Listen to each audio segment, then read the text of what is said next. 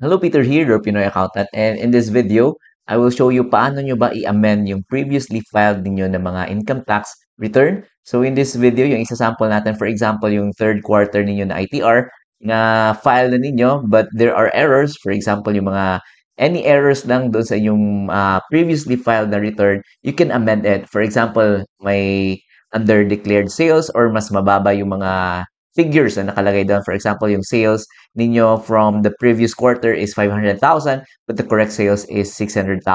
So, kailangan nyo i-amend ang inyong previously filed na return, yung 1701Q na third quarter. So, ito yung kailangan ninyo is, of course, yung previously filed nyo na ITR. So, inopen ko na yung mga kailangan natin na documents.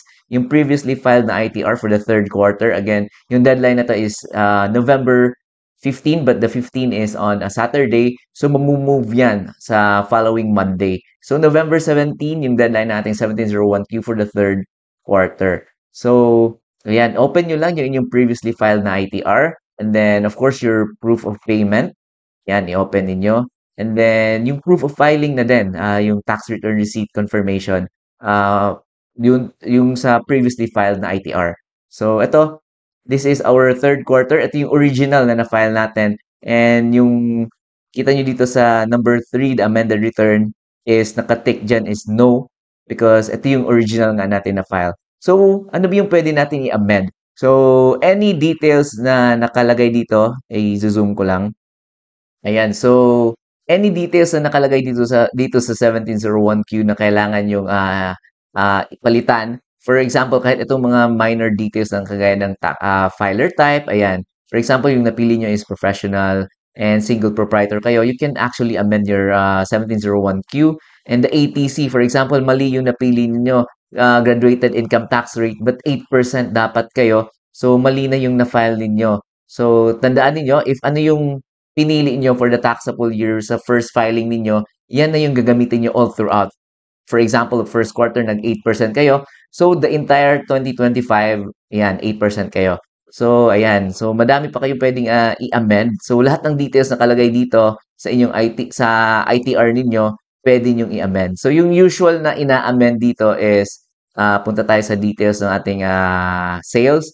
Ayan, since we are 8%, nandito tayo sa schedule number 2.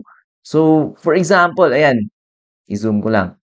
Ah, for example, yung sales na nakalagay dito is 500,000 and then yung actual pala is 600,000. So, pwede nyo i-amend yung inyong ITR. And then, for example, may mga nagkamali pa kayo dito. For example, mali yung nalagay nyo na taxable income or loss sa previous quarter. Ayan, so pwede nyo i-amend. And then, dito din sa tax credits or payments, dito usually din madami nagkakamali dito. Example, hindi nailagay yung prior year's excess credits. Ayan, so pwede nyo i-amend ang inyong ITR. And then, for example, then, hindi nyo nalagay yung inyong 2307 or the creditable tax withheld. Ayan, for example, wala kayong nalagay dyan. But in actual, may 2307 kayo. So, pwede nyo i-amend yung inyong return. So, ayan. So, sa penalty, so ito yung pag-usapan natin. If ever within the deadline pa kayo, so November 17, yung deadline natin, and then pag-amend niyo ng inyong ITR, ayan, nag-result siya ng, for example, mas mataas na yung supposed to be na tax due ninyo compared dun sa previously filed. So, what will happen is, wala pa kayong ano niyan, interest and the compromise. So, within the deadline pa kayo. So, yun yung nakaganda nun. If ever mas maaga kayo nakapag-file ng inyong ITR and then eventually na-discover ninyo na may mga errors doon na kailangan nyo i-amend ang inyong ITR. So, the good news is if within the deadline pa, so kagaya ngayon wala pa tayong November 17, so wala pa tayong penalties na mai-incur kahit may additional tax payments tayo because sa pag-recompute natin, mas mataas yung tax due. So wala tayong interest and compromise.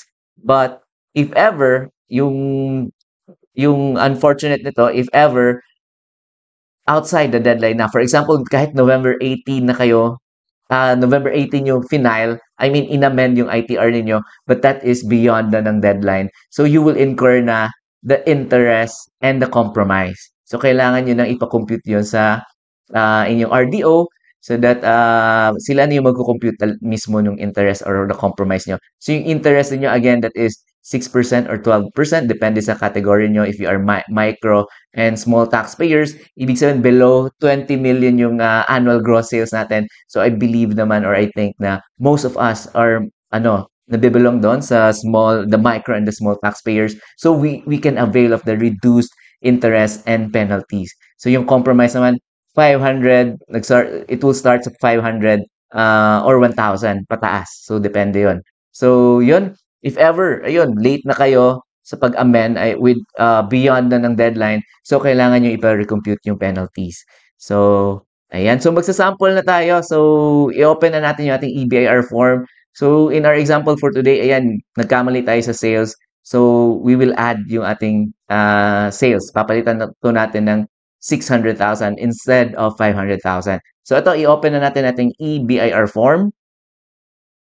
So, ito, na-open na natin yung ating EBIR form. So, dito tayo sa list of BIR forms. I-click nyo lang itong drop down. And then, piliin nyo. Again, we are filing yung third quarter na amendment. 1701Q, again, version 2018. And then, click yung fill up. Ayan. So, yung importante dito is i-open yung inyong previously filed na return because yung mga details na nakalagay dito is same lang. So, for the year, ayan, 2025, and then the quarter, we are amending the third quarter, ha? So, i-take nyo yung third quarter and then amended return. So, dito na tayo magkakatalo. So, yung amended return is yes na yung pipiliin natin and then number of sheets, 0, ayan. Check nyo lang yung mga required. Number 5, may nakalagay na natin number RDO code, ayan. Complete na. And then, taxpayer or filer type, again, we are single proprietor. So, if ever nagkamali kayo, pwede nyo palitan yan. And then, we are sa ATC, we are availing itong business income na 8%.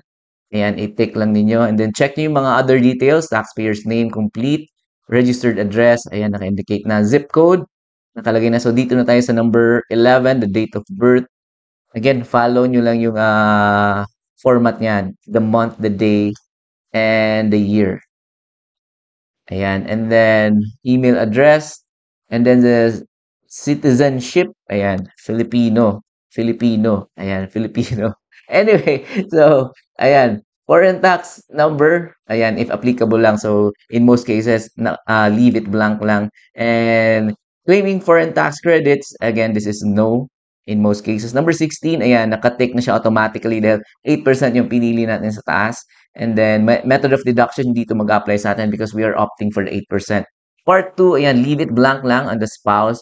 If ever, kasi mostly separate yung filing ng ating spouse in most cases. But if you would want na mag-joint filing kayo, you can put yung details ng spouse nyo dito.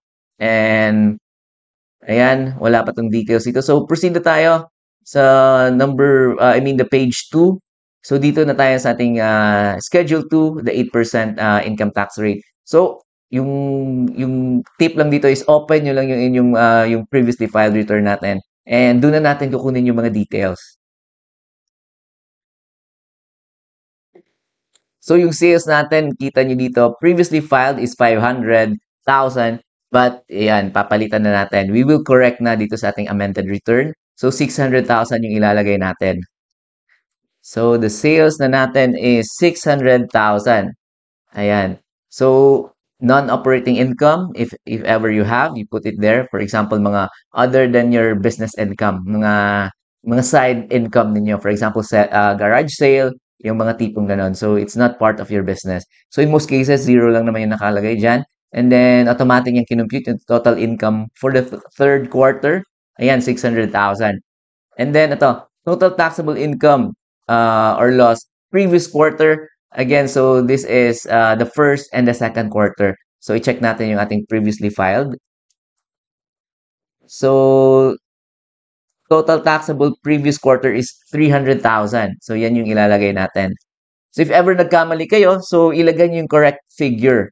So, in our example, tama lang yung 300,000. And then, the less allowable reduction from gross sales, ayan, so that is 250,000. If you are, purely business or practicing a profession, 250,000. If mixed income earner naman kayo, unfortunately, hindi nyo na pwede i-claim yung 250,000. Ayan, so if ever nagkamali kayo dyan, again, you can put yung correct na details or correct na figure.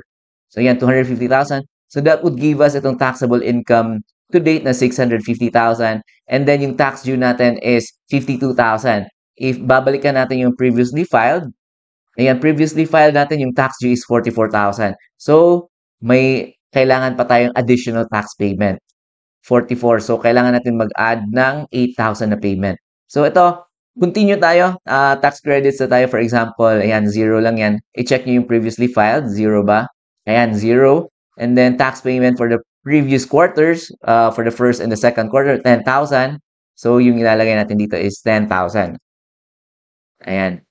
So, ayan, creditable tax withheld for the previous quarters, the first and the second. Ayan, 0 lang tayo. If ever nagkamali kayo, again, put the correct figure na dyan. And then for this, withheld for this quarter, example, wala din 0. If ever you have additional, 2307, ilalagay nyo din dito. For example, you receive 2307 from your income payer. For example, Shopee, Lazada. For example, nagbigay sila ng 2307 and gusto nyo gamitin sa third quarter. Ayan, ilagay nyo lang yung figure dyan sa 2307. But again, if nagki-claim kayo ng 2307, huwag nyong kalimutan, kailangan yung ng e-submission yan. Kailangan nyo i-input sa data, Alpha List data entry and validation, and yung data file kailangan yung i-email sa e-submission. And then, yung 2307 and the email na e-submission validation report, kailangan nyo din i-attach yan sa inyong EAFS naman for the attachments to your ITR. So, if ever you have 2307. And then sa amended return din pala, kailangan nyo yung i-attach sa EAFS yung previously filed na return ninyo and yung proof of payment ng previously filed return ninyo. So, sa EAFS nyo i-attach yung mga PDF copies nun. So, ito. For example, wala lang tayong 2307 for this period. Ayan. So, dito na tayo sa 59. So, if ever nag-amend kayo ng return, and then yung previously filed ninyo, nagbayad na kayo nun, for example. So, kailangan yung i-open yung proof of payment ninyo. So, ito, i-open natin yung ating proof of payment. Ayan, so proof of payment nung ating third quarter na na-file. For example, ayan, yung binayad natin is 34,000. So, balikan natin yung ating EBIR form. Ayan, 34,000 yung nabayad natin. So, ayan. Ayan, so we have here itong 34,000, yung tax paid in the return previously filed. So yung third quarter na binayad na nakapagbayad na tayo, I mean ng 34,000, and yun yung ilalagay nyo. And then number 60, foreign tax credits, if applicable lang yan, in most cases 0. Other tax credits or payments, in most cases again 0 yan. So the total tax credits or payments natin is 44,000. So may 230 sa I mean nakapagbayad tayo ng 10,000 nung first quarter and the second quarter. And then, nung third quarter, nagbayad na tayo ng 34,000. So, may total payments natin is 44,000. So, kita nyo dito may tax payable pa tayo na 8,000. Because nga yun, nagkamali tayo sa sales na figure. So, yung penalties natin, ayan, 0 pa lang yung ating surcharge, interest, and compromise. And if ever beyond na ng deadline kayo mag-a-amend ng return niyo, ayan, kailangan niyo pumunta sa RDO because they will be the one to compute yung inyong interest and the compromise. Wala kayong surcharge if ever yung original ninyo na 1701Q na for the third quarter is within the deadline pa. So, interest and compromise lang for your amended return. So, ayan, balik na tayo. I think we are done. Check natin yung ating first page.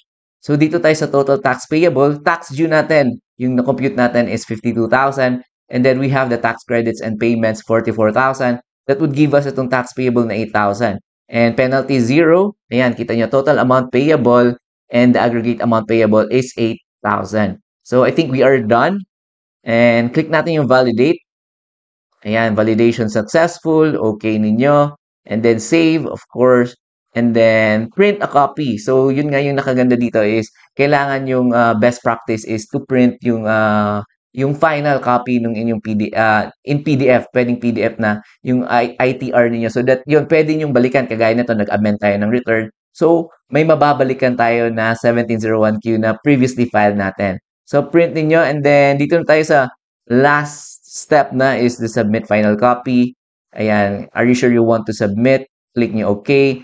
And then, itong revised terms of service agreement. i-okay lang ninyo. And again, dalawa lang yung possible scenario niyan. Unsuccessful if ever daw mahina yung internet niyo or nagka-problem, you have to click again yung button na submit kanina. And until such time, yung second scenario is yan, submission successful yung naka-indicate diyan. And after yung submission successful, you will receive naman the email, the tax return receipt confirmation. And then from there, kagaya nito yung example natin is we have additional tax payment na 8,000. So pwede pa natin, we can pay online through my EG and Maya pwede din. Yun yung usual na ginagamit ko. So, yun lang yung video natin for today. If may mga tanong kayo, I just showed you kung paano ba file ng amended return. So, kailangan nyo yung amending return nyo if ever nagkamali kayo. So, yun, wag kayong mabahala if ever nagkamali kayo sa inyong ITR because pwede nyo pa namang i-amend yan. Pwede nyo i-amend yan until, ayun, kahit yung mga previous years pa pwede nyo i-amend yan until yung pinaka-deadline na sa pag-amend is pag nakatanggap na kayo ng letter of authority, pag i-audit na kayo ng BIR, ayun, for that period, for example, hindi nyo na pwedeng i-amend yon. So, kailangan nyo nang hintayin na matapos yung assessment ng BIR. But yon, in most cases naman, ayan, pwede pa tayo mag-amend, especially if yung mga like third quarter, yung we're still on time pa naman, pwede natin i-amend yon. So, yun lang yung ating video for today. If may mga tanong kayo, just comment down below. And of course, yung website natin still up and running, www.pinoyaccountant.com/donate. Ayan, /donate if you would want to support our channel, if you would want to support our website so that I can continue making this mga free tutorials, mga videos about BIR, compliance, ayan, about bookkeeping, and about accounting in general. So again, my name is Peter, and thank you again for watching, and I'll see you again in our next videos.